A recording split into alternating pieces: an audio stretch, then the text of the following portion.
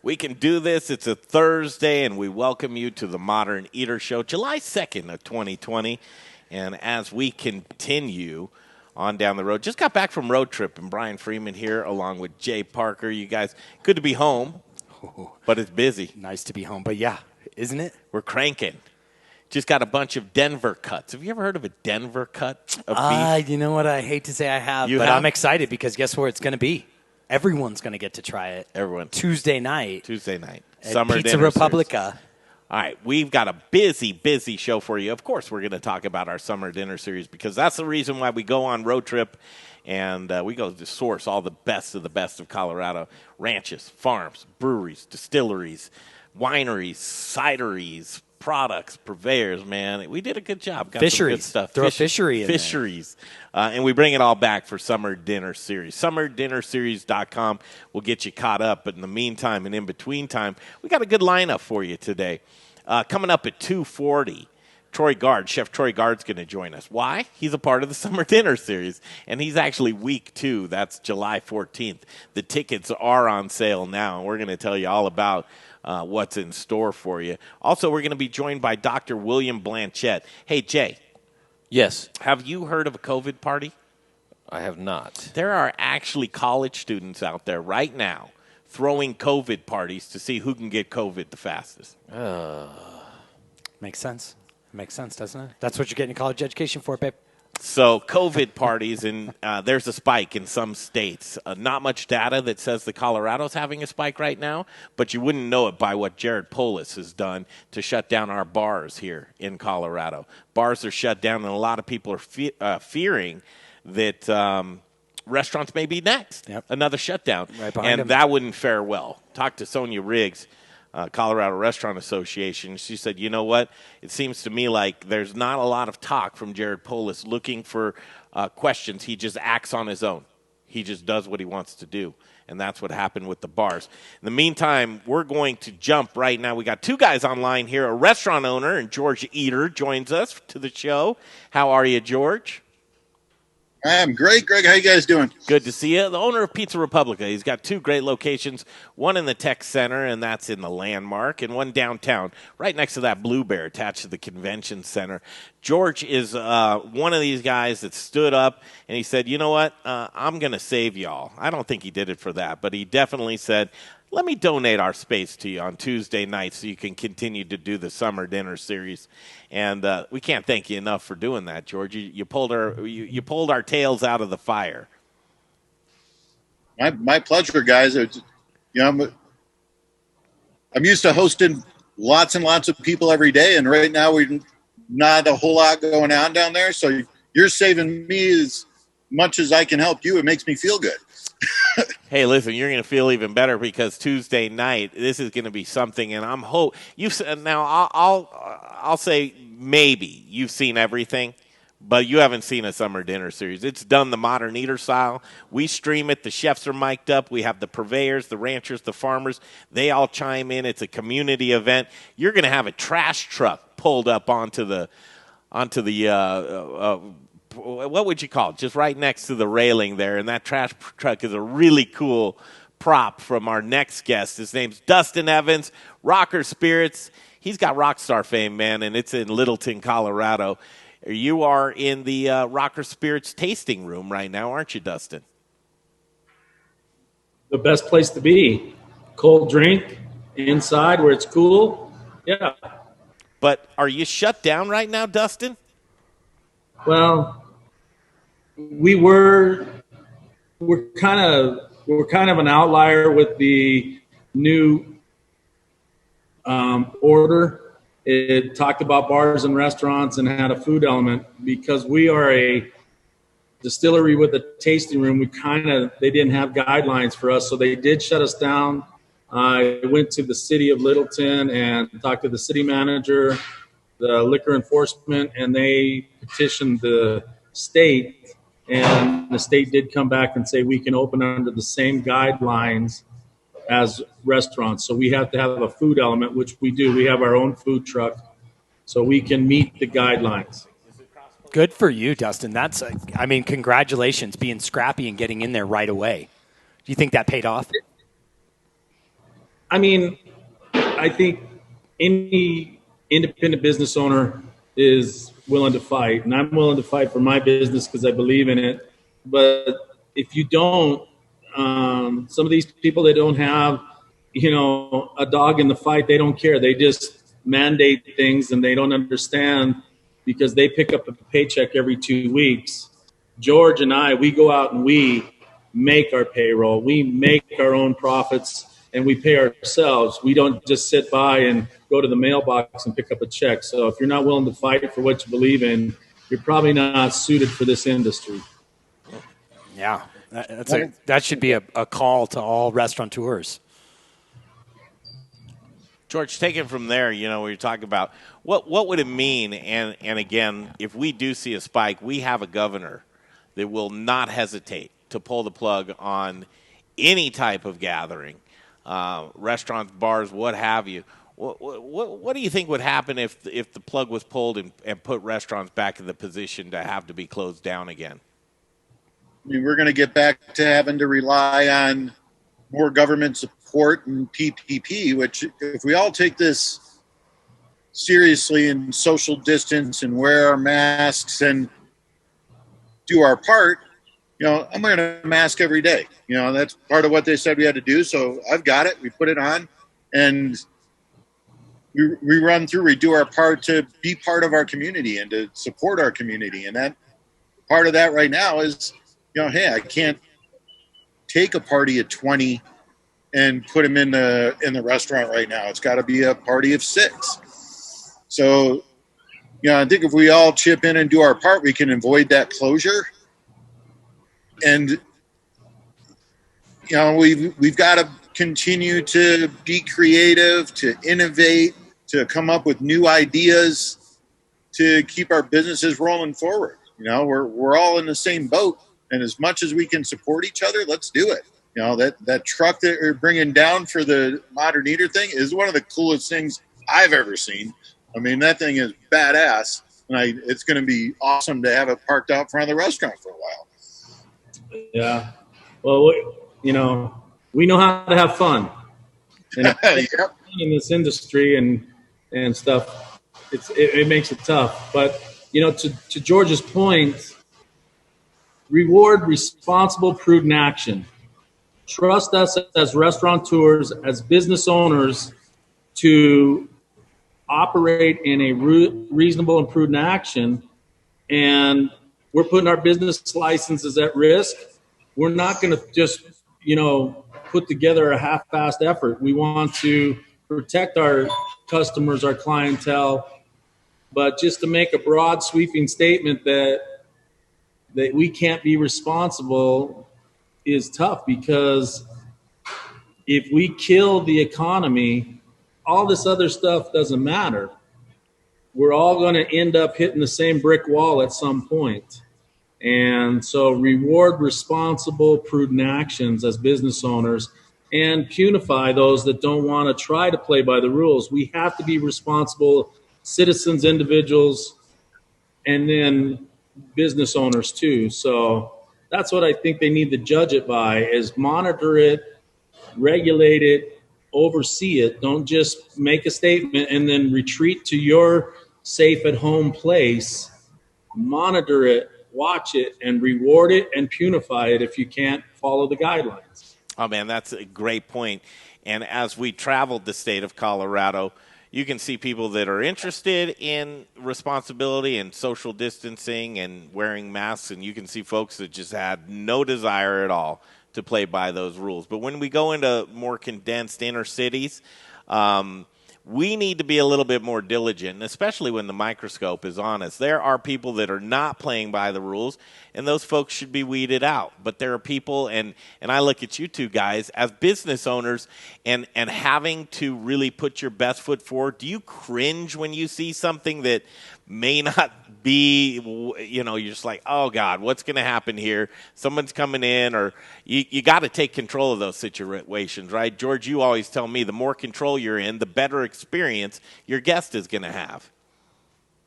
Exactly. We have a responsibility to our guests and our community to operate correctly. And I think that the governor's sweeping move just closed all bars because of a couple of bad players, it doesn't really hold water. There's a lot of people out there taking the time to do it right. Penalize the ones who aren't.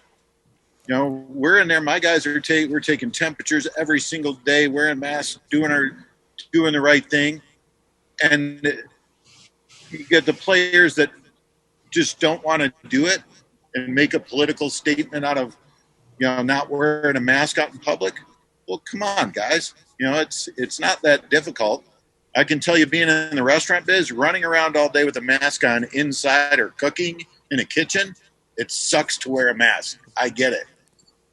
When we go outside, we take our mask off. If I go to a grocery store, I put it back on. If I'm in my car, I take it off. But for right now, it's the right thing to do. I've got a lot of elderly regulars that come in. They're scared out of their mind because they're the ones that are most at risk. And I've got to do all I can to make them feel good about making the decision to come to my restaurant or to anybody's restaurant and go out to eat. Hospitality is about making people feel good about what their experience, anticipating their needs. That's what we're there for. And we made careers out of doing just that. You know, the players that don't follow the health department rules before this are probably not following them now. And the state and the government trust us to operate a legitimate, well-run business. And, you know, great operators are great operators. All of us in the business know that. And we can see it when we walk into an establishment. Let's just be great operators. That's what we do. We built our whole careers on making people feel good and operating a great business. Man. My friends in the restaurant business are some of the smartest guys I've ever met. George, easily. Can I ask you and Dustin a question? Do you guys feel that the health department laid out the guidelines really clear of what the expectations are for you to do, for you to interact with the general public? Not at all. I learned all of it. I picked up 15 handbooks from big restaurants, starting from restaurants in Hong Kong when they first started to reopen. My team went online and we found all the information, and I had it all set up a full month, 90 days before we heard anything from the Denver Health Department. I've yet to receive one email or one contact from Tri-County since this started. And Dustin, is that the same for you? Absolutely. We are still operating in the blind on some of the requirements. We, like George, we are assembling our own job readiness, if you will, to be able to open our doors and provide service and hospitality. So, and again, I think this evolves back to an environment of these government agencies are not held to a profit margin or a business-like manner, because if we don't run our businesses well, we don't make a profit. We ended up having to shut our doors. If the government doesn't run their businesses well, they do bailout, they raise our taxes and everything. So it's a different mentality about going to work every day and about running a business. All right, we need to stay on time here. Again, with us right now is George Eater and Dustin Evans. George with Pizza Republica and Dustin Evans, Rocker Spirit. Tuesday night's going to be our night to shine. All summer long, summerdinnerseries.com is where I would encourage you to take a look. This is the time where we will be under a microscope. We will be on the downtown plaza. We will have some of the top chefs in town. We will have some of the best products. So we need to do things right. What precautions are we taking, George, in order to make that great experience down there? And it shifts from being able to go from the kitchen here to a business downtown to where, all right, let's do things right. Let's show that we can shine here. What are we doing down there? We've had some great meetings down there, and we're doing it outside on the patio. So we're, conquering the indoor air fear. But we've got all of our patio tables social distance, so they're all 6 feet apart. Twos are going to be on twos and groups of 4 on 4. And we're going to have, no more than 50 people at the gathring, and normally my patio sits 120. Wow. So half the We're gonna have capacity. vendors on one side and our awesome guest on the other, and all of our staff's going to be in masks and gloves, and we're going to make sure that everybody is safe. Yep. Sanitize it all before they get there, and sanitize it again when they leave. Yeah.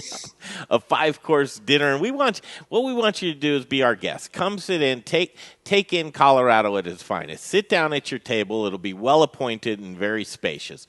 You don't need to move unless you need to go to the restroom. Really, we're going to have wait staff that's going to bring you your cocktails and your beers and your wine and your meals. You're going to be in the lap of luxury. This will be one of the finest dinners that you go to, and we want feedback. We want to do this right. So, folks, for the first week of Summer Dinner Series, these are two of the folks that'll be there with you. And Dustin Evans is bringing his trash truck / rocker service truck. Where'd you get that trash truck, Dustin? I found it in a very nice, car lot in Portland, Oregon, out in the field, rusting away, and I rescued it from the field, and we turned it into a promotional vehicle that turns into a mobile bar, and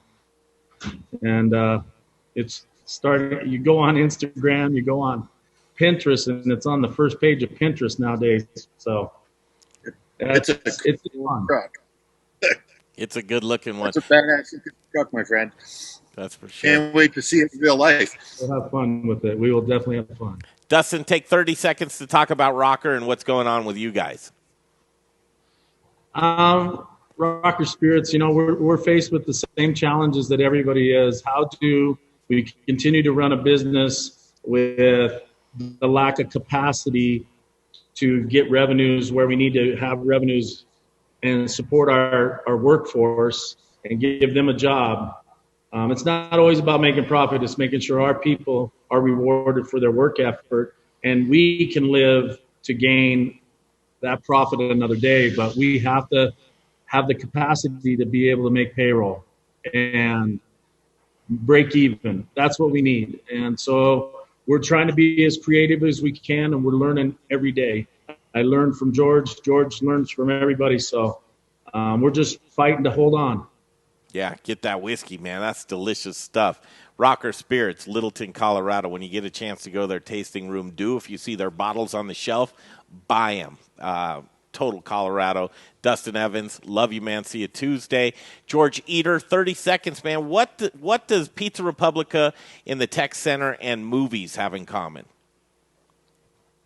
Working on a super cool project down here at the Landmark. We're going to do a drive-in movie theater at the parking deck across from the restaurant. So I found a buddy that's got a 2-story tall blow-up screen, and starting we're hoping the 11th and 12th will be the first day, but look for the Landmark Facebook page and Pizza Republica's Facebook page, and we're going to put up the movies. It'll be a free drive-in movie starting at 8:15, 8:30 at night, and you can order from all the local restaurants down here, get a cocktail, and sit and watch a movie, because all the movie theaters are closed, and we figured out how to bring movies back.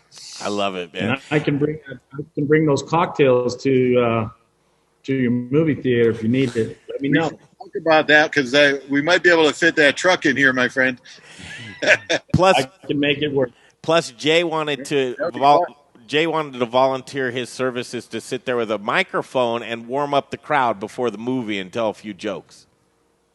We need a good stand-up guy, and I think Jay's the best in the biz. Well, he can help blow up that screen. Depends on Right? how PG-13 the movie. If the movie's NC-17, then you can handle my stuff. If it's PG-13, we've got a problem. Yeah. Guys, thanks. It's going to be PG-13 out here. We'll see you guys Tuesday night. Thanks, and seriously, these are two of the best in the business. Support their businesses, Rocker Spirits and Pizza Republica. All right, we're going to take a break, and when we come back, we're going to have a new guest on. I thought it was important, Brian, that we checked in with Dr. William Blanchette. And Dr. William Blanchette is really an intelligent guy with Boulder Internal Medicine, and we're going to talk about what these spikes look like and if Colorado is in that area of where we should have a real concern. Troy Gard will join us at 2:40 and Larry Hertz at the top of the hour at 3 p.m. In the meantime, I can tell you this. Tickets are going quick. SummerDinnerSeries.com. Here's a breaking news. A two-top has opened up, and here's why. They wanted a refund. Nope, just kidding. They wanted to upgrade to a four-top. Yep. So the four-top is sold. There's only one four-top and one two-top left. You're right, George Eater. This one's going to sell out quick, and so are the rest of them. George Eater is actually weak. Here's the rock star. Yes, she is. All right, so get your tickets at SummerDinnerSeries.com. We'll be back in a flash. Up next, William Blanchett on The Modern Eater Show. Hey guys, Chris Johnson here, owner of Rome Sausage, your Yeah, hyperlocal I'm just source on for this all track. things sausage awesomeness. My family is proud to carry on the fine traditions of Rome's founder, Jerry Rome, by producing a variety of amazing sausage in small batches with an eye on quality, not quantity. Every batch is made here in the great state of Colorado by hand mixing spices, utilizing lean cuts of pork to make an outstanding product. Sourcing ingredients and materials locally, we are committed to supporting local vendors, chefs, restaurants, and the entire Colorado food scene. Getting hungry yet? Brats, Italian, breakfast, hot Polish, green chili, chicken apple, and the world's best chorizo. You can source all of our sausage through a variety of food service distributors. If your distributor doesn't carry it, call us. We'll come direct. You want a custom item? We'll do that too. Samples, and of course, sausage jokes, can be had by contacting me directly at chris@romesausage.com or by phone at 303-296-7663. The Modern Eater loves Rome sausage, and I know you will too. Hey, Zach Ryder here, Colorado Mills Sunflower Products out of Lamar, Colorado. Your only local source, grown from a local crop to produce a local oil for local chefs. You can find it at Shamrock Foods, What Chefs Want, Seattle Fish Company. Let me try it one more time, then we'll see. Hey, restaurants, we're glad you're reopening. From Colorado Mills Sunflower Oil, we'll see you soon.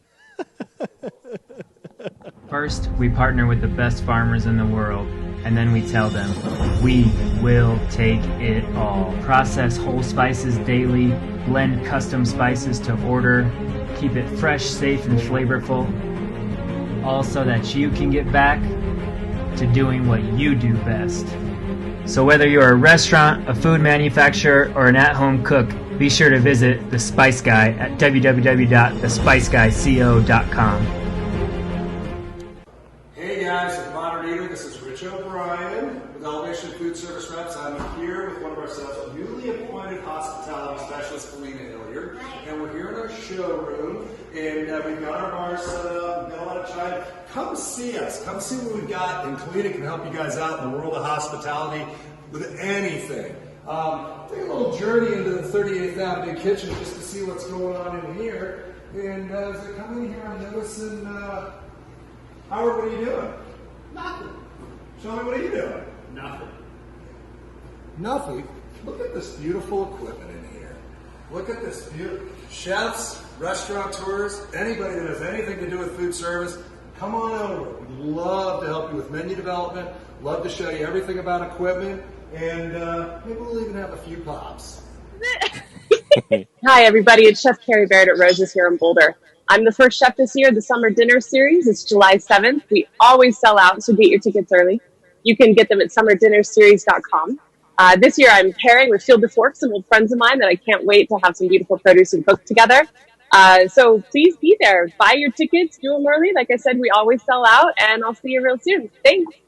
How's that? Okay, back at it, the Modern Eater Show, and just watching these tickets fly. Summer Dinner Series and SummerDinnerSeries.com is where you want to check it out. Brian, would you go over the folks, and I've got to apologize to Stephen Gould. I don't know why I'm apologizing, but because I was going to mention it, but he says in the stream, don't forget Golden Moon is making cocktails along with Troy Gard on the 14th. That's going to be a good one. Yes. I got to tell you, Steven's an impressive guy, and all the liquor that he has worked on and what he's got going right now is sort of a testament of that. I'm excited because Troy's dinner is going to be just as good as all of them, if not better. I'm excited because of the fact that I haven't gotten to really embrace Troy and his food as much as some of these other chefs. I mean, I'm great friends with probably... I can't wait to see his menu. Yeah, 7 or 8. You're great friends with seven or 8. How great of friends are you really with them? Well, I'll tell you, would they let you spend the night at their house?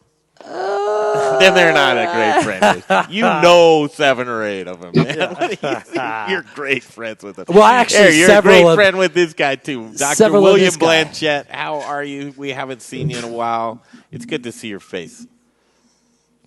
It's good to see you, too. How are you doing? Oh, well, yeah, it's been a while. We went on a road trip, and gosh, Doctor. I watched you travel around, yeah. Did you see us travel around? I did, yes. Oh, cool, man. That's an honor, really. As a side note, are you interested in Summer Dinner Series?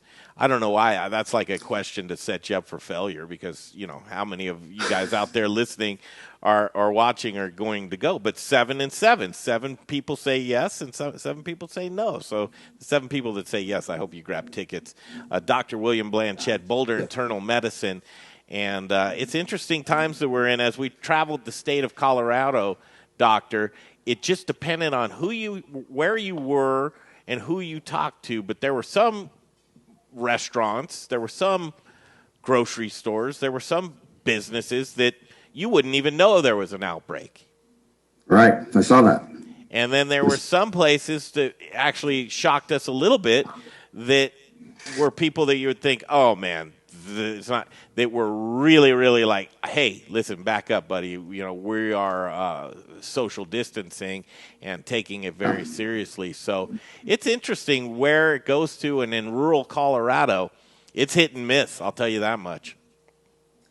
Well, my observation in Boulder is that in Boulder, it's not a political thing. My most conservative friends are going to come with a mask just like my most liberal friends. And so I think people, when they really look at the science of it, it's like, I don't want to catch this disease. I want to stay healthy. And fortunately, it becomes apolitical, which I like. Yeah. Which I like. Absolutely. Although, lots of shaming going on in Boulder right now. Have you seen those news stories about if you see someone with a mask that you get as far as away from you can and you know, point and hoot and holler at them, make them feel awkward? And actually, 2 of my medical assistants were taking a lunchtime walk wearing a mask, and they were harassed for wearing a mask. For wearing a mask? For wearing a mask. They were harassed. Yes. And so I think there's stupid people everywhere. Thank you for that. Yeah, I appreciate that candor. Hey, here's another news article, and you see it all out there, Doctor, but college kids having COVID parties to see who can catch it the fastest. What do you know about this phenomena? I know very little about that phenomenon, although having been a college kid myself once, college kids take risks that normal people don't take. And with this particular disease, because it's probably not going to kill a college kid, there's a kind of bravado, macho thing about facing death that way. But the problem is not the college kids will get sick. The college kids will then make their professors sick or make their parents sick or kill their grandparents. That's the issue here. That's the concern. You could make an argument for having all young people get sick and create some herd resistance. That might be the thing. Unless they go home or unless they go to the grocery store or unless they go to a restaurant. That's a whole different story. It's interesting. Also in my reading, I'm reading that COVID has become more contagious and less dangerous. And I can't help but wonder if it isn't that mentality of let's all catch COVID and bring it down a little bit. I'm wondering, are these college kids on to something? Because inevitably, we're all going to encounter it. You can only hide so long. Well, I have 4 answers to that question. It's a big question. So is it more contagious and less dangerous? Basically, well, it may seem more contagious because testing is more available. We're more likely to be able to test. So they're not wrong when they say we're seeing more cases because we're doing more testing. And we're able to test people who previously would not qualify for testing when you had to be really, really sick to qualify for testing. So now we're testing the healthier side of the spectrum, so it looks like a less bad disease. The other thing that happened is the average age of infection has dropped by about 13 years since the beginning. So it used to be the average age of someone getting infected was in their late 40s to early 50s. Now the average age of someone getting infected is in their mid 30s. In your mid 30s, you're less likely to get sick. And so it sounds like a less bad disease because more people are getting infected and fewer people are getting sick. But take into consideration this generational difference in risk of getting sick, and take into consideration the fact that we're testing people and finding the disease now that we did not have enough testing equipment to even look for 2 months ago. So you plug that all in and the statistics actually stop making any sense. We can't reach any conclusions. Wow. I fall back, what's the hospital rate? What's the death rate? As long as the hospital rate's doing okay and the death rate continues going down, I stay relaxed. When the hospital rate starts tipping back up, I start getting a little bit more anxious. Can you go over that with us? I know as we've moved along and through news cycles, the news cycles stop talking unless you're really paying attention, but it's not the headlines of where we are at. Can you talk about where we're at as far as hospitalizations and spikes and any data here in Colorado and then move into countrywide? Sure. In Colorado, it looks good. In Colorado, the death rate is still coming down nicely. In Colorado, the hospitalization rate came down to a reasonably low level and has been stable for a few weeks at a low level. In Colorado, the diagnosis rate came down, and the first week in June, it was at its lowest. The second week in June, it went up a little bit. The third week in June, it went up a little bit higher, but we're still about the same place we were the last week of May. So where we are right now is pretty compatible with the last week of May, which was a pretty reasonable place to be. We're talking somewhere less than 300 cases per day. And once again, we're seeing younger cases. We're not seeing as many older cases. And as a result, we're not seeing deaths. And at the end of the day, that's what we're worried about is deaths. And so I'm pretty comfortable with that. The question here, though, is, and the thing that I'm most concerned about is when the university comes back into town. Are we going to see an explosion then? When if we had a university that was nothing but Colorado residents, we could contain it. But if we have a university that's full of Texans and Floridians and Californians and Arizonians and Arkansasians, whatever you call those folks, we're going to have people come to the university with the virus, and they're going to be having the inevitable university parties, and we're going to see an explosion. When we see an explosion at the university, we're going to see an explosion at King Soopers and Safeway, Target, or we're going to then see an explosion in the population that's likely to die. That's the sort of thing that I can work myself into losing sleep over. Why don't we do one more semester of Zoom from home?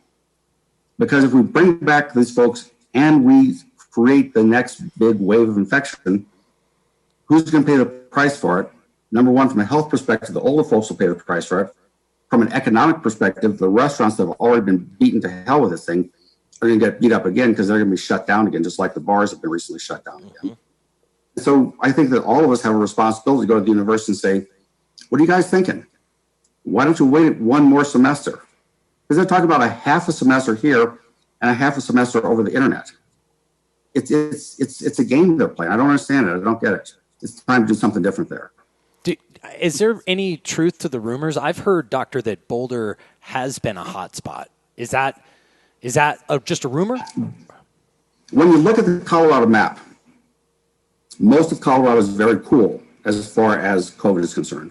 There are two hotspots when I looked at the map, a week ago. One was Boulder and one was Colorado Springs. And Boulder was a hotspot because of about 200 kids getting infected from college parties. Large groups of people getting together having a party. Fortunately, because it was 200 people and not 2,000 people, they were able to do contact tracing and kind of contain that infection. Recently, some folks working at the Boulder Country Club, I understand, were infected and infected some people from Boulder Country Club. And so there's another little pool of infections in the Boulder Country Club. Hopefully, once again, it's in a numerical range that can be contact traced and that the infection is brought down. But, if we go from 200 cases here and 10 cases there to 1,000 cases, suddenly the contact tracing is not doable anymore. To say Texas needs more contact tracing is silly. They can't do it. They're done. Florida can't do contact tracing. They're overwhelmed. You can't contact trace 6,000 patients a day. So in Colorado, we're still less than 300. You can contact trace when the state has less than 300. So yeah, there's a hotspot here. There's a hotspot in Colorado Springs, and my bias is that in Colorado Springs there's less mask wearing than the rest of the state, and that's the reason there's a hotspot in Colorado Springs. But I will admit that's my bias. It's not based on true research and facts. It's probably true. It's not based on true research and facts. Next segment coming up is Chef Troy Guard taking part in the Summer Dinner Series, and Dr. William Blanchette on with us right now. Got one more for you, Doctor. So all of the things that we've seen, and some people are kind of scratching their heads going, what's Governor Polis basing some of these latest decisions off of, especially pulling the plugs on bars again, and restaurants everywhere kind of shaking in their boots saying, listen, this guy will do whatever he wants, whenever he wants. Are we next? What do you figure the governor is looking at by making decisions? Is he looking at other states? What are some of the process that you believe he's going through? And then also, do you believe that these types of things are warranted for shutdowns right now, even with restaurants? Sure. Yeah. Well, my understanding is the governor is looking at the data out there, and he's actually come up with a risk stratification. What's the safest thing we can do for entertainment? What's the most dangerous thing we can do for entertainment? And the safest thing we can do for entertainment is watch TV. But actually, realistically, is to go camping, go outdoors, go on a hike, things like that, where you're not in intimate contact with people. The most dangerous thing you can do is in a small, confined, closed area where people are in a dense group of people without masks. And so when he sees a little bit of bump in the infection rate, he's like, well, what can we do to change that? Let's go over to the most dangerous behavior side and see what we can do to shut that down. And that's where bars get labeled as being the most dangerous behavior side. I thought it was the avocado station at the grocery store. That was the most station. Well, actually, grocery stores are on the list of not the safest places to be. They're like number two. They're like number two. But that said, I think that motivates his decisions. One could make the argument that those decisions are somewhat arbitrary, because he's going to shut down bars, but he's not going to shut down barbershops. Is that based on data? It's not. But I think he's doing the best he can in a difficult situation where we lack adequate information. The thing I come back to, the thing that just drives me crazy is we know that masks, the studies are out, masks reduce infection by a factor of 4. If everyone wore a mask, the rate of growth infection would be reduced so much that restaurants could operate normally. You could go to a bar. The amount that's going to nuance the infection rate would be taken care of if everybody just wore a mask and did appropriate social distancing. You'd have to modify restaurants a little bit. You'd have to modify bars a little bit. But if we just, in the rest of the world, did appropriate mask and appropriate social distancing, that would by itself bring down the infection rate fast enough we could otherwise be open for business. And so I'm a big advocate of wearing masks. And I have been since March 10th. Big advocate for wearing masks, and the data is solid now. Masks reduce infectivity by a factor of 4 or 5. That's all we need to shut down this epidemic. The little bit of increased risk from flying in a plane or going to a grocery store or going to a restaurant or even a bar is not going to keep the pandemic going if we're wearing a mask otherwise and bring the pandemic down. And so for the price of a 25-cent mask, we're closing down industry, and we don't need to. That's a good place to leave it. In a time of uncertainty, it's very certain that a mask is what we need. Continue to wear your masks, right? It's very clear. Dr. William Blanchette, thank you for your time, sir. Is there anything you'd like to add in closing?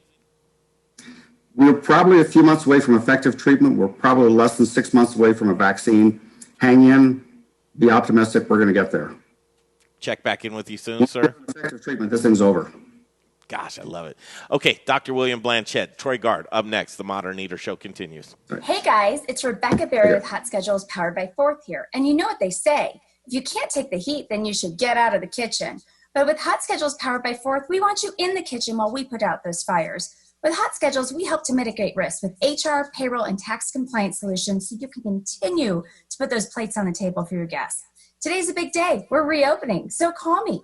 Rebecca.berry@fourth.com. That's Rebecca.berry@fourth.com. With Hot Schedules by Fourth, we've got you covered. Hey, Modern Eater fans. I'm Don Trobo with the Annex by Ardent Mills, and I just wanted to give you a heads up about some of the great things we've got going on locally in the state. We're headquartered right here, and we're working with farmers in the San Luis Valley to bring you amazing Colorado quinoa. It's just like the South American stuff, but grown locally.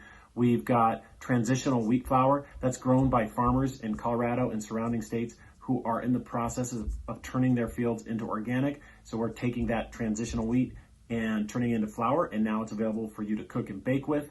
And last but not least, we're now cleaning grain berries in Denver. So things like spelt or wheat berries or pearl barley, those are things that we're now doing right here locally and are available to you. Can't wait to share it with you. Hey there, Barbecue All-Star. This is your year, so what if you weren't drafted? The only draft you need to be worried about is actually spelled D-R-A-U-G-H-T, and it's adult for the word beer. It's barbecue season, baby. Now get out there and grill your ass off. Hi, everybody. It's Chef Carrie Baird at Rose's here in Boulder. I'm the first chef this year of the Summer Dinner Series. It's July 7th. We always sell out, so get your tickets early. You can get them at summerdinnerseries.com. This year I'm pairing with Field to Fork, some old friends of mine that I can't wait to have some beautiful produce and cook together. So please be there. Buy your tickets, do them early. Like I said, we always sell out, and I'll see you real soon. Thanks. How's that? Brews is back. Hi, I'm Charlie Gottenkenny, brewmaster at Brews Beers. We have finally reopened, and our badass Belgian-style beers are flowing. Brews Beers has a huge selection of great beers on draft. Belgian IPAs, doubles, triples, white beers, saisons, and many more. Stop by our brewery tap room at 67th and Pecos in North Denver and bring your dog. Or swing by Brews Off Fax on the south side of Colfax in York. Both tap rooms are open from 2 to 9 p.m. 7 days a week. There are large outdoor patios at both locations, and for your protection, Brews is following all CDC guidelines inside and out. You can still order beers from our website, brewsbeers.com, or come by to take out cans, bottles, and growlers. And once again, you can enjoy our great beers in our tap rooms. Brews Beers, back open with plenty of Belgian-style badassery. Hey guys, it's Brian Rizzuto with Encore Energy, the guy who saves your businesses money on natural gas. I know these are crazy, crazy times right now. So while your business is working on increasing your sales, let me work on saving you guys money on your natural gas. I make it as easy as possible. Just provide 12 months worth of natural gas bills to me. I'll do the rest. I know you're really busy, so let me get to work for you. You can reach me at 720-245-5771. I look forward to hearing from you guys, and let me try to save you some money in these crazy times. Bye. Okay, we're back to the show. It is a Thursday. It is July 2nd. July's a lady as we continue the Modern Eater Show, taking a breath as we got back from our road trip 2020. Brian Freeman, what a whirlwind that was. 2 weeks of just sourcing. It was so killer. Colorado is an amazing place. I encourage you to get out there and check out the agriculture, right? Yeah. And from a chef standpoint, just sourcing ingredients, and that's really what the Summer Dinner Series is all about. I can tell you that Chef Carrie Baird's dinner is almost sold out, but a two-top opened back up. We're only doing 2s and 4s. I mean, it's a new world that we live in right now. We're not pairing people up in singles together. No, 2s and 4s. We're going to show you how to do this right. We've got all the best of the best people on board for this Summer Dinner Series, and one of them joins us right now. His name's Chef Troy Guard, and we've really, really gotten to know. How are you, Chef? What's up, guys? What's up with you, Chef. man? Good to see your face. The 14th is going to be... You guys look like you've been traveling some miles, huh? You went to... Do you see all of our north, mosquito bites? South, east, west. Yes, we have. Oh, man. Colorado is such an amazing place, and you're a globe traveler, right? I don't get out of the states very much, but the agriculture that stands out in Colorado, what do you, at first blush, what do you love about Colorado agriculture, Chef? Honestly, we have some of the best ranchers, producers, distillers, etc. Honestly, the lettuces that are grown year round, the produce, the cattle, the fish. I mean, you would think no fish in Denver, and we've got trout right now. We've got the Alamosa bass. There's shrimp farms. I mean, we really have it all. So if anything happens around us, we are ready for World War III. Ready to eat. What's up with you, man? Yeah. I want to catch up with you, and we'll talk Summer Dinner Series here in just a minute. But how about you? What's going on in business? Are there any updates you wouldn't mind sharing with us? Yeah, thanks as always having me on. We did open Tag, Garden Grace, hashtag, and I think Los Chingones Stapleton in the last 2 weeks that I've talked to you. Each of them are doing pretty good numbers in their own right. But it's still, the weather's a little bit of a challenge even though we're able to have more seats on the patio or street closures, then the wind comes up or the rain or the hail or you name it, or it gets cold. It's been really crazy the past few weeks. So kind of been hit and miss there. But when it's nice, we've definitely taken advantage of the nice weather. People have been pretty great about coming out. People, for the most part, that I've seen have been pretty good about the masks. I have heard some stories and seen some things about people not, being cautious and safe. I don't like wearing the mask just as much as everybody else, but it's not just for me. It's for everyone. We want to make everyone safe. So, I think it's definitely some tough times with Houston shutting down, in Arizona and Florida, and California, etc. We got to be safe here, and we don't want to go into another shutdown that would devastate all of us. So, I mean, I've got my pros and cons of both, but the main thing is we got to be safe and healthy. Absolutely.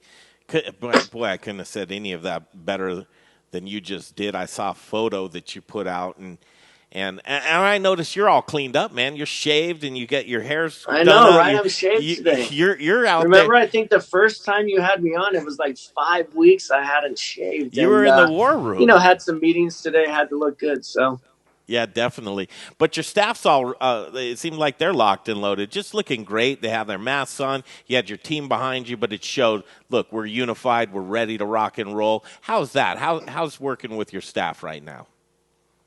It's been fun and amazing and great to see everyone again. Obviously, we're not giving hugs or high fives, but we're bumping elbows and, sharing jokes and laughing together. And that means a lot. And I can tell that everyone kind of needed that. I mean, we like being home with our friends or family or kids, but we like getting out there and doing what we love, which is the hospitality business, whether you're in the front of the house or back of the house. And I can just see people's faces with excitement when we're making food or they're serving food or they're talking to guests. And it's just fun to be back like that.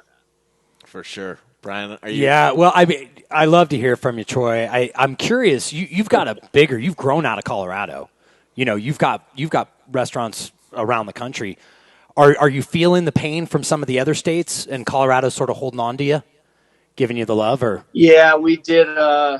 We just ventured out to Houston, Texas, and it's only a 2-hour flight, maybe less than that. And they were one of the first to open, and we waited a little bit, and then we opened, and then with the protests and with the funeral of George Floyd and being downtown in the district, in the financial district, and hot, muggy summers, it's been a really challenging time for us.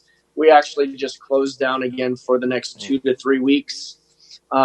What's exciting though down there is they start Restaurant Week, which is Restaurant Month, all of August. So we're excited to get people through the doors. And I think if it's anything like Denver, where Restaurant Week to me has turned out more like, where's the new spot? We want to go check out the new places. So I think with Garden Grace being still relatively new, we were only open 3 months before we had to shut down. So I think people will hopefully come check us out. And that might give us a little momentum and a little push that we need down there. That'd be great. That'd be great. As we rock and roll, in full transparency, I'm really surprised that you said yes to participate with our summer dinner series. Well, just because it's weird right now, and you're busier than ever, right? But you said, right. Can you share like why, or do you like us, or do you want to connect with our little community of folks here? It's just an honor, and thank you so much. But I'm just curious of like somebody who has a million things to do. You're taking the time Tuesday night, come down and stream and put a microphone on, be a part of our community, and it just means so much to us. Yeah, July 15th, right? 14th. Wednesday be 14th. Yeah, I'm sorry. Shoot. It's a Tuesday. It's no sweat, but yeah. I know it was somewhere around there. Yeah. I'm not going to lie to you either. It's challenging to do more events these days because of the economy and the safety and all that great stuff. But I like what you guys are doing over there, Greg, and I think it's a good opportunity to. Again, I'm always marketing myself. I want to meet new people. Sure. Even if it's you come into my restaurant, great, but I like to make relationships. And I know I can call on a lot of people when I need something or don't need something or vice versa, or just need a friend or someone to talk to. And that's what it's all about. I like to just reach new people. And you're doing a good thing out there. And, you're spreading the word and the love of Denver and Colorado and getting people together. And, it may cost us some time or money, but in the long run, what makes me feel good and what makes our company and our employees feel good is when we can get out and share that with other people. Yes, this community. And here's the thing, though. There's no turning back because you can't get rid of us at that point in time. We're going to stay together and not go. We'll do fun events in the future, but right now it's a difficult time. So I just wanted to really tell you publicly how much it really means to us to take part of the summer dinner series. It's beyond. That means a lot. I mean, we're all pulled in a lot of different directions. And again, just showing your appreciation means the world to us. And I just got a text before I got on here. It's Steven from Golden Moon Distilleries. Yes. Super stoked and excited as well. And he's a great guy. And, when I used to work the line every night at Tag and we had the open kitchen, he came and sat with his wife and we just got to talking, and we've been friends for at least, 8 or 9 years now since he moved to Denver. And he's just a great guy. His wife is amazing and he makes some killer products. So I'm excited to be hanging out with that guy too. The dinner is really going to be all about passion and purveyors' passion for their products. And just as much as Steven has passion for his distillates, you have passion for food and cooking. And it's that servitude mentality that we want to get up and we just want to see people smiles on their faces, right? We want to serve them. And so I think you're going to find the magic. I'm really confident that when you come in here on Tuesday the 14th, you're going to see something, you're going to go, you know what? The world's a pretty good place. Communities are 5 courses, and we're going to use everything local. I mean, it doesn't get any better than that, right? Under the beautiful Rocky Mountain sky. Yep. And you'll be mic'd up. We'll be streaming it. You'll have some staff with you as well, right? You can't come alone. Yep. You got to roll with your posse. Yeah. We'll have Brews Beers, a local Belgian-style beer company. Charlie Gottenkinney, he's forgotten more about beer than I'll ever know. Just a really smart guy. And Ryan Evans, another really great local guy. We've got Stephen Gould from Golden Moon Distillery. We've got a couple of wineries that are local Colorado grapes that we went and saw. I mean, you can see the excitement. I got to tell you, my mother just chimed in on the stream, so I have to pay attention to that. She says, "Hi, Mom. What's Chef cooking? Do you have an idea of what your menu might be like? What you'd like to do?"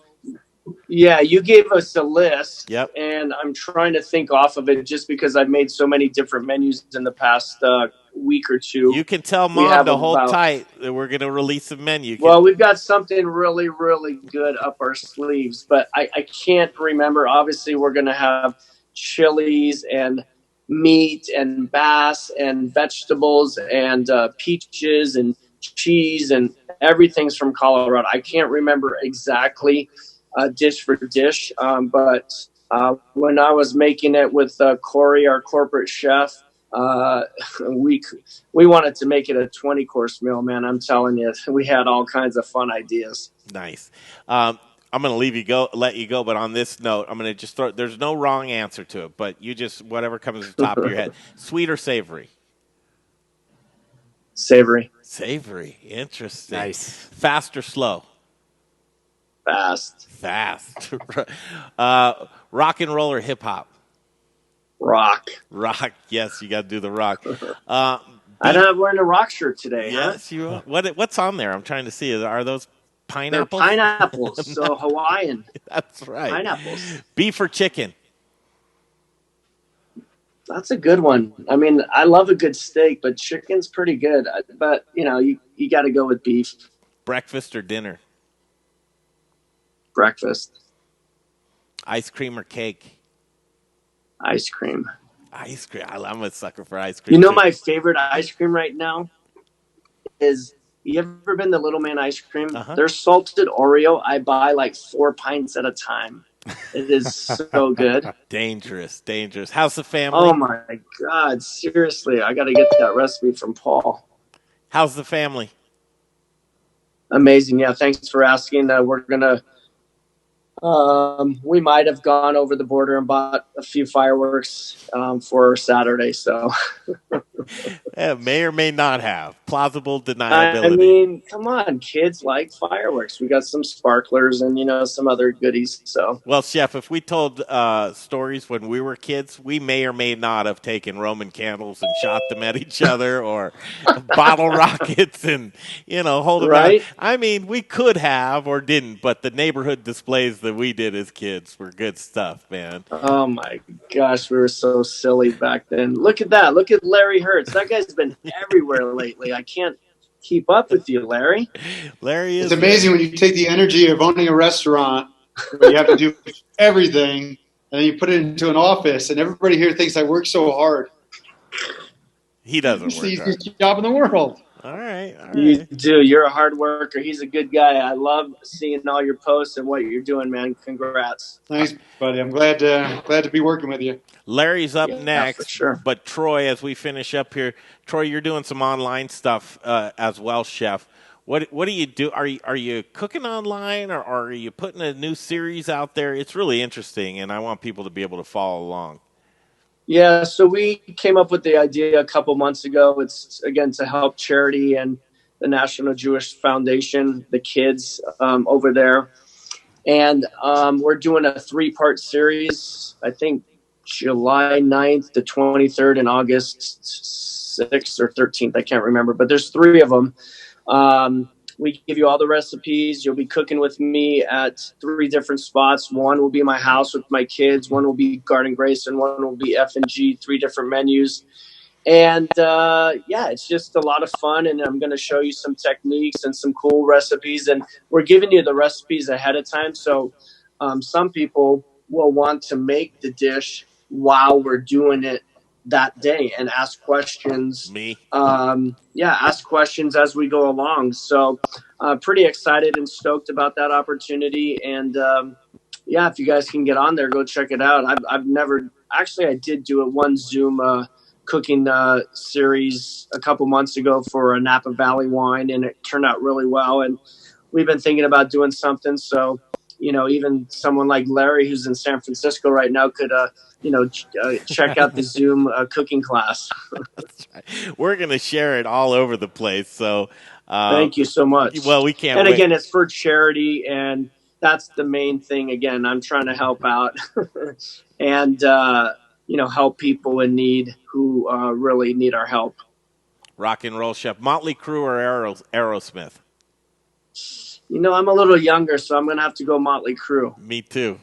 All right. How about Rat? Have you heard of Hanaway Rocks? Of course you have, right? Oh, of course. Who So, Motley Crue, what's your favorite song? out of Motley Crue? Oh man, they're all hits, right? But if you go down, That's a good probably one, Shout right? at the Devil. Livewire is way better than Shout at the wait, Devil. do you think? Livewire? Come on, man. But then you go into some. Livewire. You know, the other day I was listening to Hair Nation and Wildside came on. That's a good song too. God, it just Dr. Feelgood. It gets you going, I'm right? so bummed all these concerts got postponed or canceled because it was bound to be a crazy fun summer. Yeah, next summer. The mullet was coming back, not from me, but from other people. I was noticing.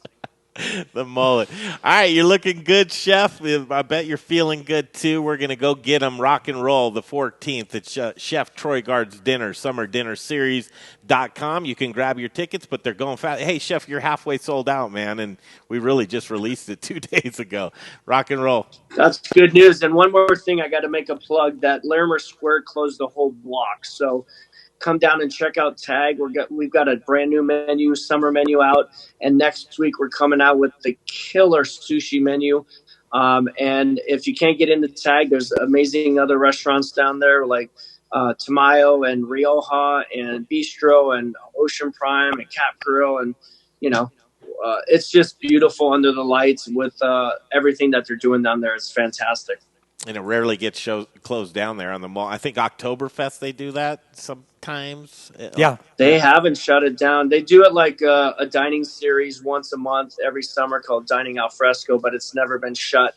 And I've been here 20 years that it's ever been shut down for like 2 months straight. So hopefully, who knows, maybe they'll keep it like that. It looks really cool with the planters and the lights, and they're going to be doing some amazing other stuff that I've been talking to Larimer about. So, yeah, hopefully those other restaurants will give me a plug too, huh? For sure. Good luck with that. Chef Troy Guard. All right, man. We'll catch up with you soon. Probably next week, if you don't mind. Come back on the stream. Just jump on for a couple of minutes. Sounds good. Next Wednesday, I'll be there. Thank you. Hey, Troy, don't hesitate to reach out to me. I'm here to help. You don't have a limit on how much I can help you, all right? Okay. Well, let's do it. I know you were working with the guys the other day on burgers, so let's get it going again. We've had on What's for Lunch, we had Los Chingones, which they killed it. And we had down in DTC, right? Yeah. Cool. Yeah, the food was phenomenal. All right. Well, if you want to do the sushi one, I'm telling you, we got a killer menu that's coming out. We're going to do a Tag sushi down on the square. Well, will you come to my studio, though, and bring me lunch? I'll bring it to you. Anytime. I'm booked for all July, but in August, yeah, I'd love to have you on the show. Shit, look at this guy, Greg. He's busier than me, man. I'm telling you, man, Larry Hurst, he's a hustler too, man. Okay, Troy Guard. Thank you, Chef. See you Catch guys. up soon. Take care. All right, Take Larry care, Hurst Chef. up next. We'll be back. The Modern Eater Show continues.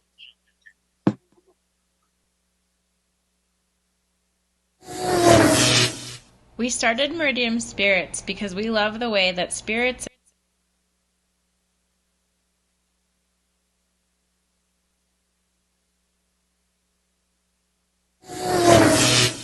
We started Meridium Spirits because we love the way that spirits and cocktails can bring people together to socialize, to bond, to have conversations. Well, right now we've got some big conversations to have. Coop Vodka and Coop Gin are available at liquor stores across the metro area, but if you can't find us or would like to have us behind your bar or at your restaurant, send us an email, info@meridiumspirits.com. We know things are a little different these days, but think of us the next time you're planning a virtual happy hour or a socially distant picnic. And keep an eye on our social media, Coop by Meridium, for all the latest and greatest. Hey, Dave Thibodeau here. Hey, friends of the Modern Eater. This is Dave Thibodeau from Ska Brewing and Peach Street Distillers. I wanted to let you know that our new brew distillery is up and running again in Boulder. And we've got a great selection of Ska beers, nearly 30 on tap. We've also got all of our Peach Street spirits available, a great mixology program that we brought down from the Western Slope and Palisade.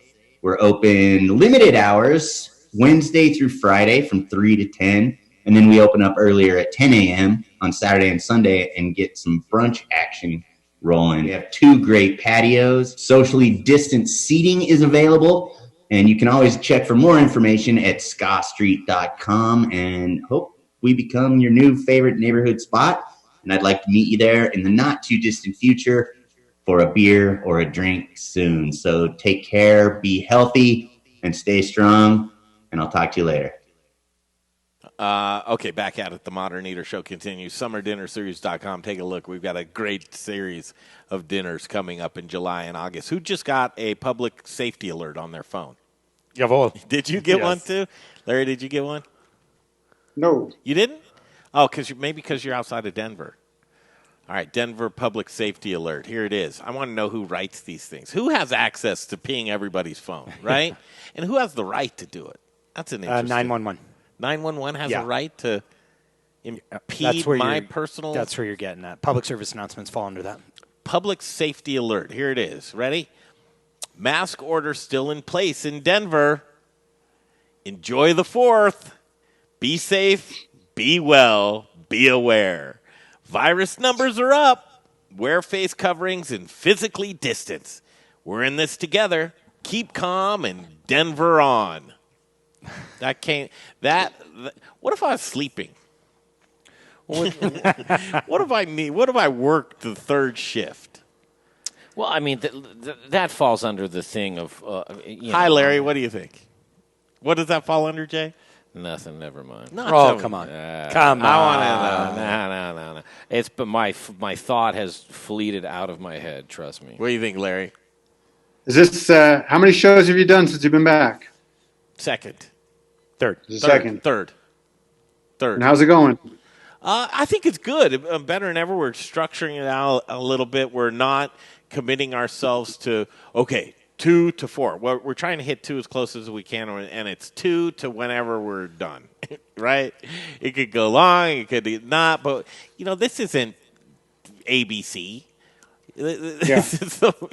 It's like we make the rules, how we want to do this, and just the stress of and I understand the importance of setting an appointment for people so that they can rely on it. Eventbrite, we should get it. Oh, okay.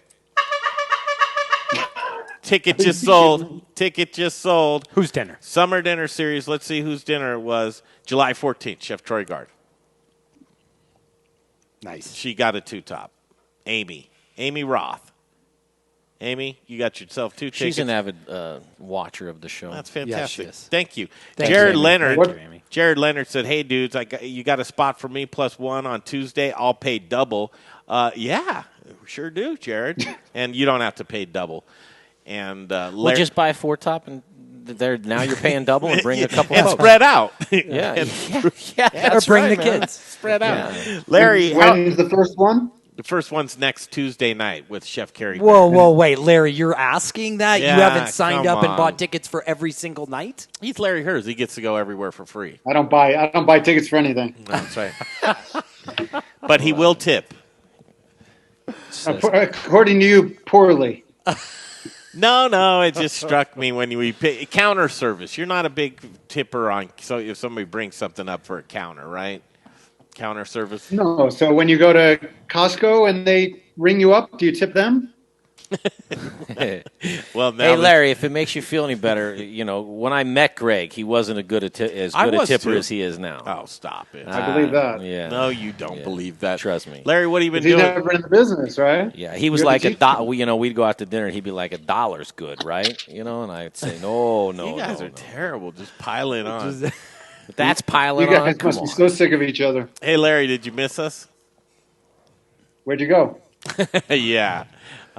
We went on a road trip, man. I know you were just riveted to the content. Aren't you going to ask what our favorite stop was or part of road trip? Aren't you going to? I mean, from the bits and pieces I saw, it looked like a good time. Would you give us props about how our Instagram was popping off? I'd say you've come a long way, but you got a long way to go. Yes, we. You know what's funny is every day on What's for Lunch, they do the show, fine, great, give them a little tour of the office, and then afterwards I'm like, do you have any questions, about marketing, about Instagram? While you're here, I'll give you my 2 cents, and I end up spending almost an hour a day teaching people Instagram, and so many of these people are, they didn't really get it, they didn't have it, and they're trying to, load it up and get it going during this pandemic. and it's not something you can make happen overnight. You have to work at it every day, and it takes not forever, but it takes time. Effort. It takes effort. But Larry, what do you? And you can't do it all in one day.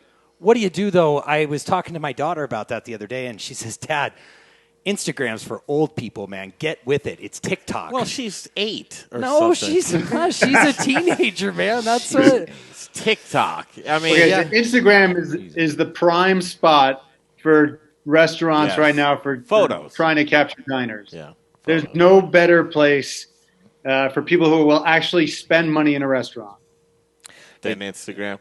Brian's just got this TikTok thing going on. I know. I'm not even on it. I don't even know what. Nothing's weirder than like a 50-year-old guy walking in and going like, "You guys have a TikTok account?" You know, it's like, well, what the hell do you want to know? Well, I'm just curious for? because, like I said, my kid said this to me, and I'm curious. Well, are we all the old people? Because they don't even like Facebook, and now we're still talking about. So it's just I'm just curious. Now it makes sense that's why your question, because it couldn't have been your question just randomly.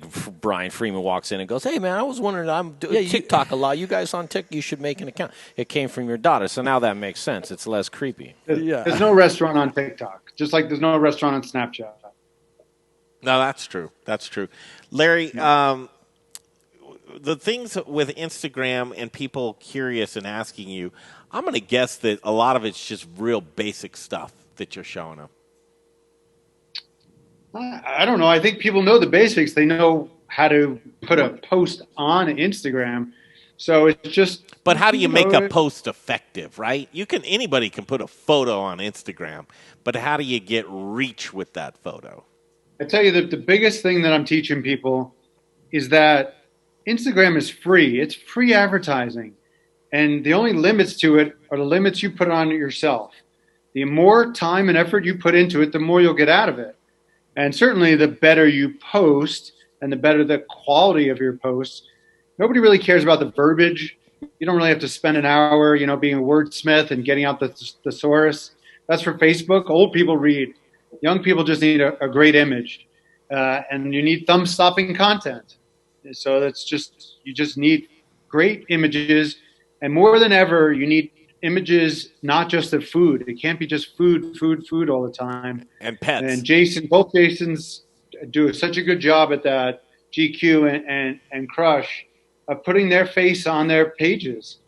And they should all do it. Frank does a good job of it. And Troy should do more of it, putting his face on his page. People want to support people more now than ever. But the basics is just, you can't be selfish on Instagram, and that's what most of these restaurants are. If you comment anything on Los Dos Patrios, which is not my client, nor have I given them any advice, that girl who does their Instagram will respond within seconds usually, if not minutes. All right, let's see here. What is it? What's their Instagram? Los Dos Patrios. All right, coming at you. Larry, what's interesting, I'd ask, because Jared, I'm sorry to interrupt. Jared Leonard on the stream says, not true. TikTok is big biz. If Jared's sitting around on the stream, let's get Thank him you, Jared. I appreciate you getting my back with all these. Wait, Jared, just to point out, Jared's younger than anyone in this room or on the screen. Wait, hold Jared's on. younger. He's younger than me? Yes, he is. Don't make yourself feel bad about that. Right. But hey, wait, Larry, I wanted to ask you something, because what you just said was very interesting, or at least what I heard. Are you saying right now, Larry, that people aren't necessarily supporting brands, but they're supporting the individual that could be behind the brand, and that's more important right now? Yes, absolutely. If you got kids, use them as props. Tell people about your life. Tell people about who you are, about your trials, your tribulations. I just did a post on my OCN Eats Instagram, just talking about a day in my life, which I was like, nobody gives a shit about what I do. But I did. I said, at 9 o'clock I'm doing this, 11 o'clock, and then I'm going to these 5 restaurants. And that post got 80 comments, and the reach was massive. And then last week I posted on my birthday that I was doing 14ers. It's got nothing to do with food. And these posts went crazy. So people want to know who you are, like especially, the restaurant owners, that they're celebrities, and to not take advantage of that celebrity and tell people about their wife, their kids, about what they do for that makes them happy, or even their bad times. People want to support people that they feel like they know, and if it's just food, then they don't know you. Larry, in the morning. Oh my goodness! You asked me to message over there at Los Dos Patrios, and I said, Larry said you would answer right away, and she said, "Hola," and liked it. Incredible.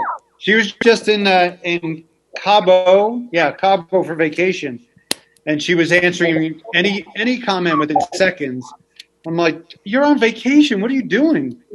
That's amazing. That to me, that's what I'm trying to say. That's what restaurants should do. That's free. That's common courtesy. If somebody says a comment about your food, how do you not say thank you? That's all I'm saying. Mute Jared there for just a second. I'm trying. It sounds like he's got 1,000 kids with him. Larry, the mornings have changed. I used to wake up with a restaurant update, and now I'm waking up to a business update. It's really cool. What's changed? What are you doing now? Transition. So, while you've been gone, pretty much everything is settled down. And I do want to read you a quick list of openings and closings. But pretty much everybody's open. I think July 1st, really, everybody's open now. So there wasn't much left to talk about. So I didn't think there's a lot of local food, beverage, ancillary businesses that could use some help and free advertising. So I've transitioned to, I'm calling the show Local Biz Buzz. And I'm reaching out to anybody, ice cream companies like Rosebud Ice Cream's coming on, Pints Peak is coming on. Today was Pandemic Donuts. Is it still Friday food related? Can a plumber come on? No, they have to be food or food ancillary businesses. So it could be, knife company. You use that beer line cleaning company. Oh, cool, beer line, man. Anything having to do with the industry. I love it. They come into studio, give them 5 minutes to plug their business for free across our 800,000 followers. And again, just trying to help, just trying to keep it real quick hitting. Yesterday was funny in that I didn't really plan it out really well. I had Pandemic at 9. Today was Sweet Almond Nuts, a nut company out of Parker. So I had donuts at 9, Pandemic, and then at 11:30 for lunch was Third and Logan, which is in Stanley Marketplace, and they do mochi donuts. So I had donuts at 9 and donuts at 11:30. And then at 1 o'clock, I started filming Restaurants Near Me, Lone Tree Edition, where then I filmed 5 restaurants in 4 hours. So that was 7 restaurants yesterday. I saw that post of you of what your normal day is like. Yeah. It's ridiculous, man. Ridiculous. And that's not my whole day. I mean, I'm in the office at 8. Yeah. But that's just what I was filming yesterday. And that doesn't mention the 3 Instagram posts that I do for OCN Eats, the 1 for OCN Drinks, my 12 clients. So, holy that's why my wife's pissed. Stephen Gould says he wants to come in there and see you, Larry. Who does? Stephen Gould, Golden Moon Distillery. I want to come in. Great. Come on in. Send me a DM. He's not as Can quick. you hear? Yeah, he's watching the show. DM through my Instagram, OCN Eats or OCN Drinks. And we're scheduling for, there's some room, I think, next Friday. The crazy thing is what's for lunch. Like, I just booked August 14th. And then the best restaurants are all coming in. I got in August. In July, I got Safta, Bistro Vendôme, Main Shack, Il Posto. Wow. Sick roster of people coming in. This thing is really taking off. Everybody wants to come on, except Jared, apparently. Jared Leonard? He'll come on. Let's give him some shit. He'll come on. That's not true. I'd love to come on. Well, let's go. Book it. Let's book it. I think we've been chatting on Instagram on and off, but there's like 5 people that run my Instagram, so the conversation gets sidetracked sometimes. Well, you tell me any date in August you want to come in with either brand or any of the brands or all of them. You can come on 3 times. You can bring them all in. Bring the burger in, bring the Bud Long in, bring the barbecue in, and just knock his socks off, man. Leave him laying on the floor full. Jared, go ahead and turn your camera. I like that. Go ahead and turn your camera back on there. I want to see how sexy you are. Yeah, are you sure, right? He's got to be beefcaked out, man. That's Jared Leonard. No. Come. Okay, I'm at the pool. Oh my God! Of course you are. That's why I turn. That's why I turned the camera off, because I don't like to show people when I'm having fun.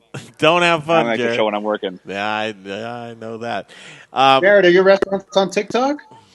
We just started our accounts recently. Devour Power runs our Instagram. They're out of New York, and they've had an account on TikTok for a while, and they get pretty good traction. The thing with TikTok is it's moving.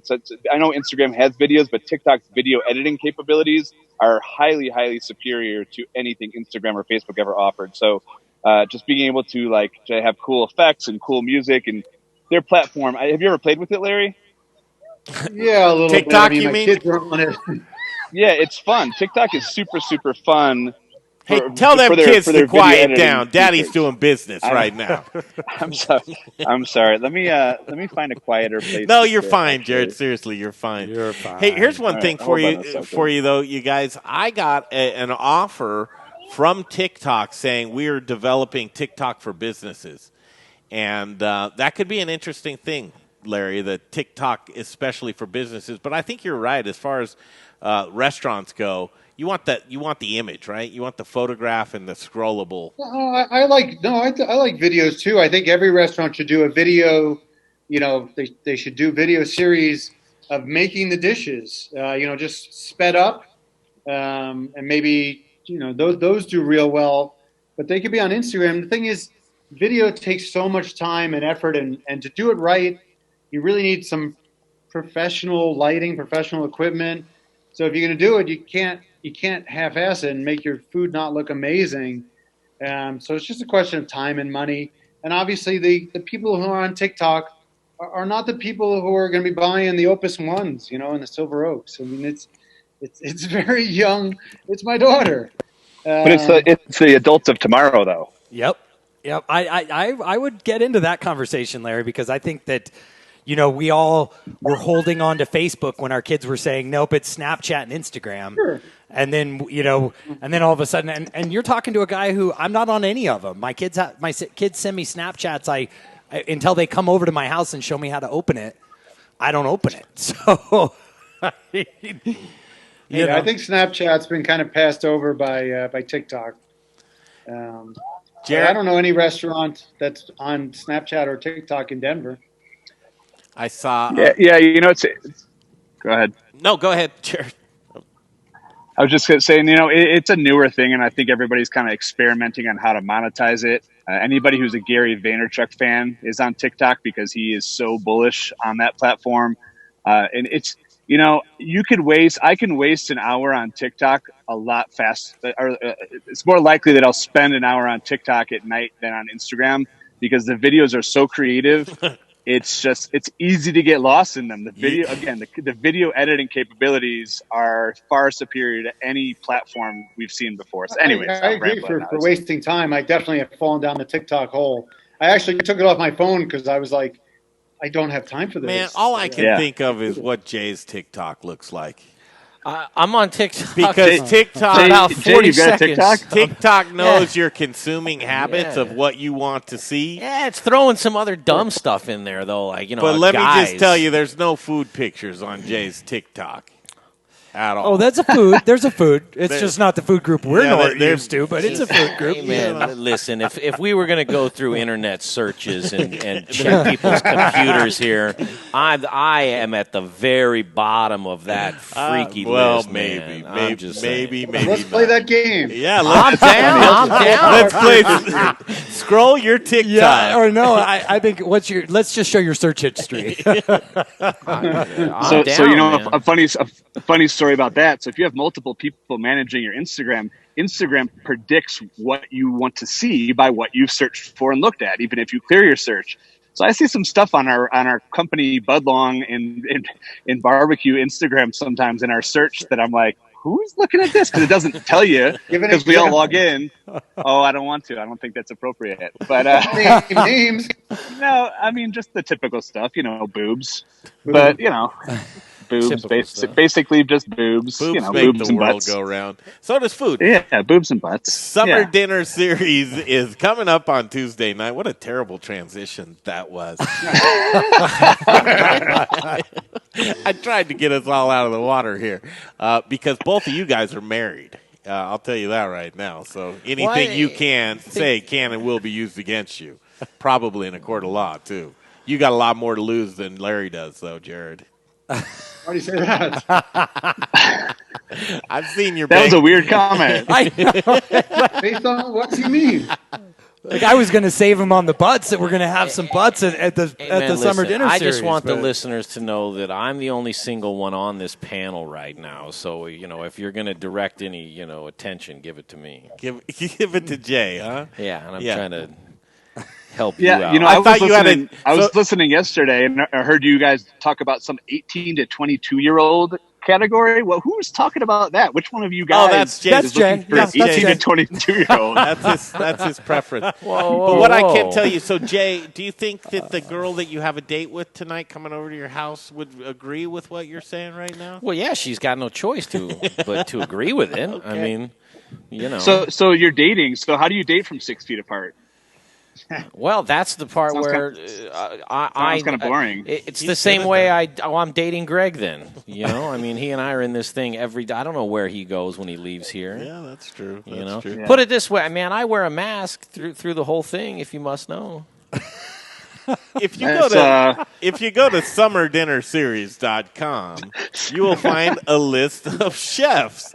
Larry Hers, have you looked at the list of chefs from Summer Dinner Series? I did look at the list of chefs. Okay. I don't know which. I'm going to hit up one for sure. Here's the list here, and I'm just going to tell it in case any of our viewers would like to know. It starts out next Tuesday night with Chef Carrie Baird. July 14th, Chef Troy Gard. The 21st is Jim Pittenger and the Fairy Gutmother, Carly Smith. Week 4 is Jesucia Silva. Week 5, Dana Rodriguez. Week 6, Chef Brother Luck. And that dinner is almost sold out. Week 7, Chef George Eater. And week 8 is Chef Justin Brunson. First blush, which dinner would you want to go to, Larry? I got to support my boy. You know that. Eater, huh? Yep. Yeah. He said, my dinner will sell out in 3 days. How many tickets are you selling per dinner? 30. Hey, guys, for real, I want to go on Tuesday, but can I pay you directly instead of having to pay you guys losing Eventbrite fees? Because that's expensive.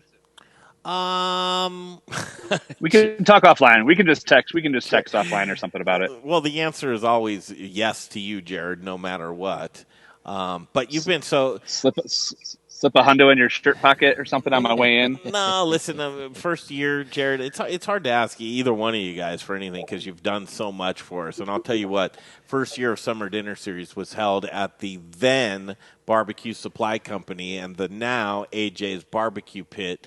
And what a great barbecue. Pit Barbecue. Thanks, Jay. Yeah, thanks, Jay. Usually most people just let me do a mistake and then later mention it to. But well, he's right in front of me here. I just wanted to. To be fair, I was gonna correct you. Were you really? Pit Barbecue. All right, AJ's Pit Barbecue. But Jay just jumped in front. That's great. I appreciate that. Well, you jumped in front of my what I was going to do, amazing accolades, and now I feel that. Well, let's keep going. Let's Jerry keep going. Leon go with from the accolades. Barbecue Stand. It's very true. Jared jumped in, offered his spot. He was new to town, though. And for your credit, man, you're the smartest guy in town because you attached yourself with the right people. Likewise. Likewise. Look at that just brilliant smile in that tan face, man. You wouldn't think you work a day in your life, but you do. I like to play when I'm not working, so we're. Why'd you put a shirt on? Today's a cool day. Yeah, why'd you put a shirt on? I wanted to see what you're working with, bro. You guys are harassing me about, oh, shoot, they're closed the pool. I'm still here. There's nobody here. They have to close it every 2.5 hours to clean it or something, and I'm still sitting here yapping on the phone. I'm like, why is there nobody here anymore? Well, it's because it's closed. Throw a Snickers in the pool. Oh, so I was in Vegas a couple of weeks ago, and for real, my daughter goes, Dad, I think I just stepped on a poop. It's brown and it's squishy on the bottom of the pool. And I was looking. I'm like, no, it's not. Sure enough, it was. And they had to evacuate the pool. Oh, it was. There was poop all over the pool. At the Where was I staying? At nice hotel. I forget. Here's a plug for the MGM Grand. Yeah. You can go swimming with poop. No, You guys the ever- Win. It was the Win. You guys ever stayed at Crappie's? Yeah. SpongeBob crappy Oh pants. my God! Hey, so are you going to get in there and see Larry Hers? Yeah. I'd love to. I know it's been on my list for a while. I'm under construction right now at 2 sites, and whenever I'm under construction, I'm really hard to get a hold of because I'm working. When I'm on job sites, I just don't answer my phone. I don't get back to people, and then when I'm not on job sites, I'm typically with my kids or solving other problems. But I'll make it happen. More important than coming on What's for Lunch is having me out at Haiwan. Yeah. All right. How'd you know that's where I am? Because you offered to take me there. Oh, that's right. We talked about this. Okay. But Yeah, Larry, yeah. the club did reach out to Jared and say there was some weird restraining order from you a long time ago or something like that. Is that true, Larry? No, they took his picture down a That's long time ago. expired. Thanks, Jared. Do you want to give a plug? When's Campfire going to be open?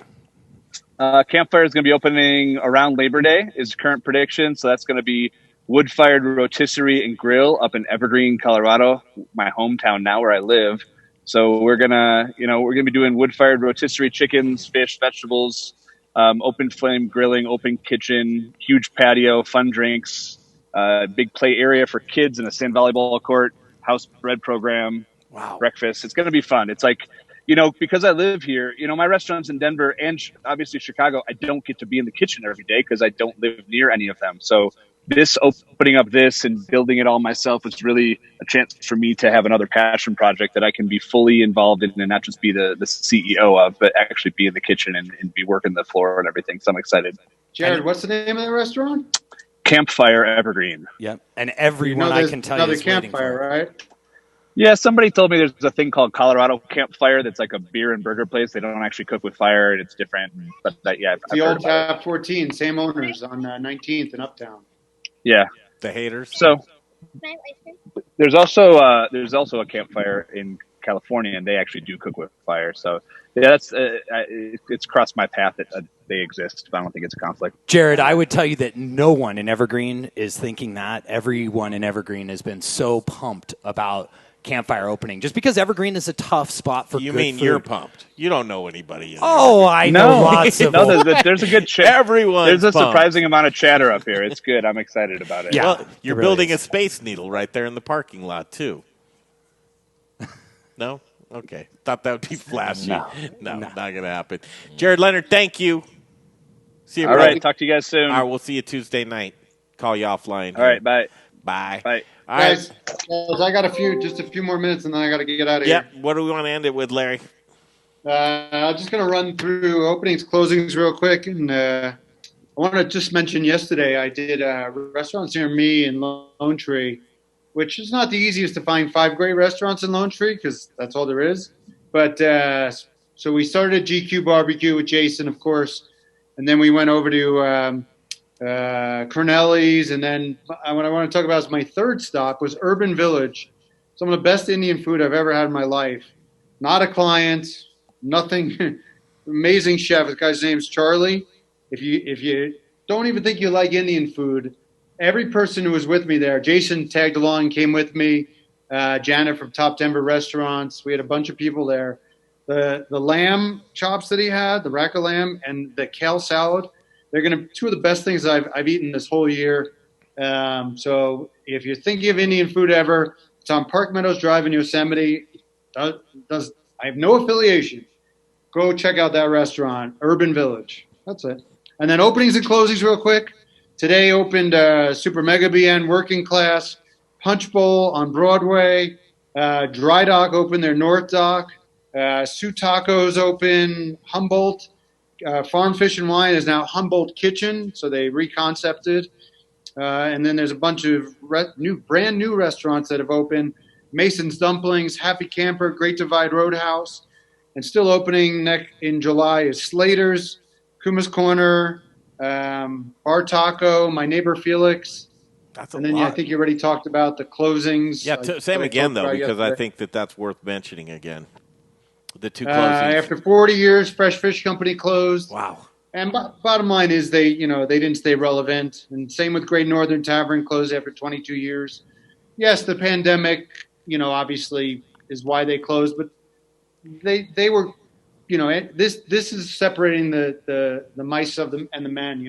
I The would have people who thought were that just the there. Fresh Fish Company, with the name Fresh Fish Company, great name, first of all. Space isn't that bad. The location's not terrible. That they would be able to just go in there and do a refresh during COVID and come back just blazing saddles. Did you ever eat there? Have you eaten there in a long time? Yeah. What are you saying? I think Fresh would not be part of their name. Just Fish Company. Just being real. Yeah. But this goes right, guys. Yeah. Larry, this goes to that statement. Did you hear the statement that I made right at the beginning of COVID? This is the time, and I don't want to use that strong word again, but I did use purge. This is when we're going to get rid of a lot of the mediocre choker restaurants that were still just sort of doing what they did, and because they were close, we'd support them, but they really didn't have the great food, and more often than not, you went there and you were disappointed. Yeah, you agree with that, Larry? Don't. I hope this isn't offensive, but Fresh Fish Company, that was God's waiting room. Yeah. It's the Fort Myers of restaurants. You know what I'm talking about, right, Brian? Yeah. I mean, it's just, it's that, and that's why in some ways, there's part of me, the one thing I'm afraid of is I don't want the big corporates to be the only ones that are left. A lot of them, though, are getting hurt right now. Yeah, I mean, I think a lot of them are also taking it like some of the small guys. But I'd like to hope that as this finishes, all of our good friends and the people that have worked hard in this are still around. Yeah, the sluggers, they'll be around for sure. Hey, Larry, Greg, what do you got? Last week, Greg? Yep. Piper, 20 Mile Tap House, all-time record. What? Best sales week they've ever had. Really? Last week. Fantastic. Oh. They're Yeah, going good again. news. Larry, what's up for the 4th of July weekend, and then we'll let you get to it. What do I have? I mean, I know I got Jason Crush on for What's for Lunch tomorrow. No, Larry's life. Personal, huh? What are you doing this weekend, man? I don't know. I'm playing golf tomorrow afternoon. You gonna let your hair down? Which, number 6 or number 7? You looking trim, though. Where are you playing golf, Larry? I'm playing in Meadow Hills, one of my old-time favorites. Nice.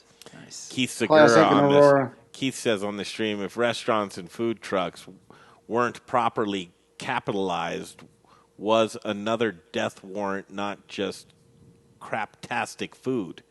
Craptastic food. Yeah, well, that's an interesting comment. I like it. I mean, I think he's being real.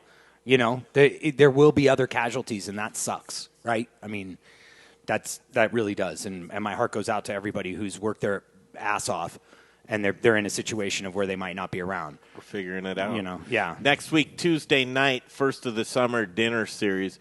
Larry, it'd be great if you could join us. If not, we'd love to host you at one of those dinners for sure. Yeah, I'll talk to you guys next week. All right, Larry Have a Hurst. good 4th. Right there, OCN and OCN Eats Thanks, and boys. OCN Thank Drinks. you, Larry. Larry Hurst. Thank you so much. Restaurant promoter right there. Guys, we've got a lot going on. Tomorrow is a Friday. Again, 2 p.m., we're back in the saddle every single day to give you the best and the best of Colorado culinary. But our focus turns to summer dinner series. And I'm stoked. And one of the restaurants that Larry mentioned that's just opening up, well, 2 of them, Super Mega Bien and Working Class, and that's Dana Rodriguez, who is going to be cooking which dinner? Do you remember? Yeah. 5. Number 5. That's right, man. Don't act like you knew. Here's an opening that folks may or may not have mentioned, but I know the first time, and I feel bad because we love the guy so much. It's open. It's changed, and it used to be the Goods. It's now Route 40 Cafe. And Route 40 Cafe is just that. It is a cafe on Route 40, Colfax, if you didn't know. Celebrating in what is Colfax? What is Colfax? Well, they say it is the longest street in America. But Main Street. It's Main Street. I think it's it's Industrial Street. You got to look into that, yeah. It's the longest Main Street. Yeah. But it's a long one. It's a long one. And it's Colfax. Jay Parker, what's left? Anything on your end? Is the iPad about to die? 13%. Ooh, not bad. Yeah, something's weird, man. Who's on the show tomorrow? Carrie Baird. Chef Carrie Baird. Chef Carrie Baird. And then steaks. You like steaks, Jay? You like grilling? I like beef. Yeah. You like squash blossoms, Jay? Have you ever had one? I don't know. I've got 50 coming for Carrie's dinner. I like vegetables. You do like veggies? Yeah. We've got veggies coming. I'm 80% vegan. Nice. 20% monster. I'm 80% monster. Yeah. 20% freak. I'm just 100% freak. All right, that's it for us tomorrow, 2 p.m. Thank you guys for tuning in. And, again, summerdinnerseries.com is where you want to check out all the information. Jay, what do you know about Aspen Baking Company? Well, I know I'm going to talk about them, and then I'm going to play some more commercials. So as we make our exit and get ready for Friday, I will do that. So Aspen Baking, aspenbaking.com. That's where you want to go if you're like me. I'm a bread lover and a freak about it. Hoagies, focaccias, ciabattas, baguettes, croissants, bear claws, lobster rolls, pound cakes, coffee cakes, and more. If you want bread, aspenbaking.com is where you go. They've been doing it since 1994, and they've been doing it right since 1994. So again, if you want to order online, they do that. You want to buy direct, they do that too. Amazon Fresh, do Amazon Fresh. Why not? AspenBaking.com. Say hello to Hollis and to Cody Ann for us because they're the ones running the show over there. I'm going to play some more sponsors here, but AspenBaking.com is where you go, and we will see you tomorrow. We started Meridium Spirits because we love the way that spirits and cocktails can bring people together to socialize, to bond, to have conversations. Well, right now we've got some big conversations to have. Coop Vodka and Coop Gin are available at liquor stores across the metro area, but if you can't find us or would like to have us behind your bar or at your restaurant, send us an email, info@meridiumspirits.com. We know things are a little different these days, but think of us the next time you're planning a virtual happy hour or a socially distant picnic. And keep an eye on our social media, Coop by Meridium, for all the latest and greatest. Hey, Dave Thibodeau here. Hey, friends of the Modern Eater. This is Dave Thibodeau from Ska Brewing and Peach Street Distillers. I wanted to let you know that our new brew distillery is up and running again in Boulder. And we've got a great selection of Ska beers, nearly 30 on tap. We've also got all of our Peach Street spirits available, a great mixology program that we brought down from the Western Slope and Palisade. We're open limited hours, Wednesday through Friday from 3 to 10. And then we open up earlier at 10 a.m. on Saturday and Sunday and get some brunch action rolling. We have 2 great patios. Socially distanced seating is available. And you can always check for more information at scastreet.com and hope we become your new favorite neighborhood spot. And I'd like to meet you there in the not too distant future for a beer or a drink soon. So take care, be healthy, and stay strong. And I'll talk to you later.